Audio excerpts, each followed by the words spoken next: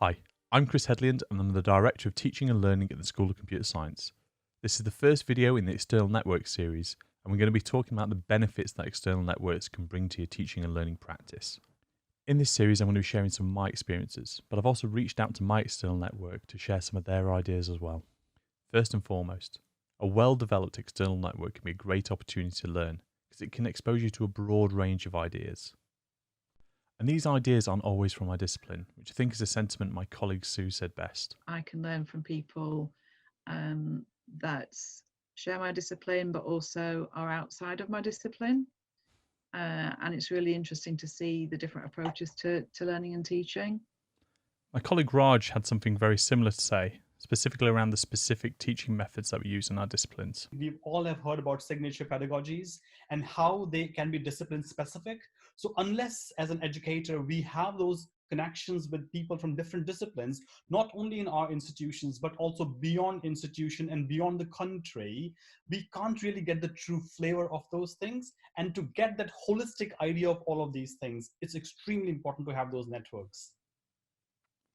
Now, my colleague Catherine had something really similar to say about using your external network as a way of capturing ideas that can really improve your teaching.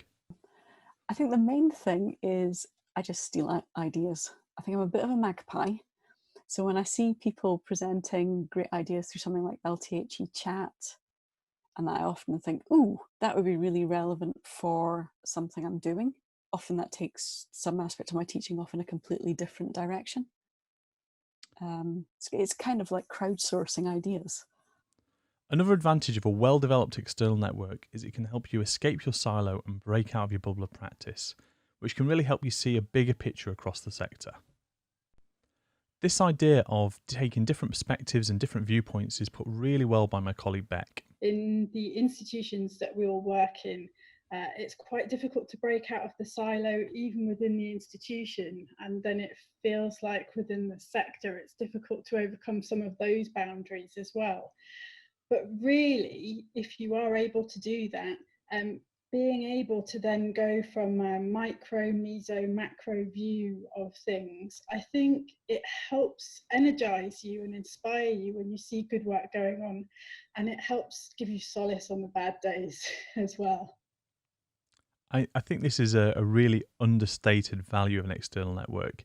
The fact that it can inspire and encourage you to try new things. By getting a perspective of what's happening across the field, we can really kind of energize our teaching just by exposing ourselves to new ideas and being excited that other people are being excited about teaching and learning. Beyond anything else, it can be a real benefit just knowing that you've got a wide network to draw upon when you need to. Knowing that there's people who are willing to help and support you can give you the courage to innovate your practice. Because experimenting with new ideas brings risk in itself. And knowing there's people that you can bounce ideas off when you need to can really take off some of that pressure. It's also important to remember the network is also there for you to put something back into it.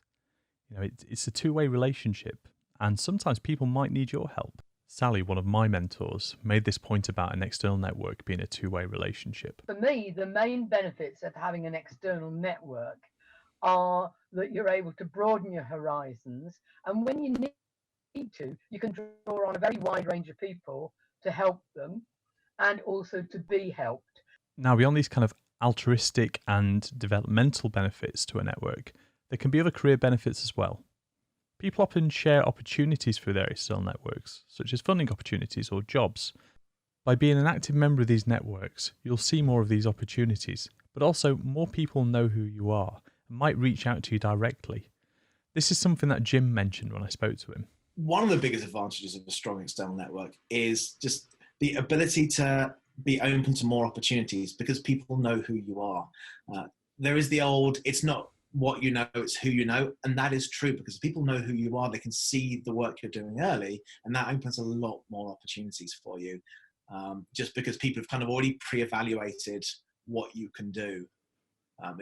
In my case, the reason I have my job at the moment is because people in my extended network had already seen the work I'd done.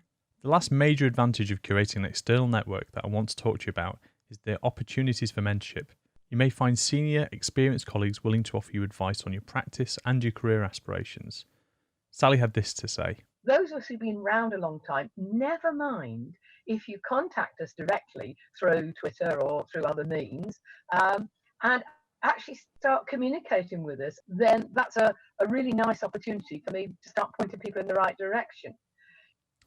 I hope you found this video useful. In the next video, we'll talk about some practical advice on how to start building that network. However, until then, be kind, stay safe, and start building those connections.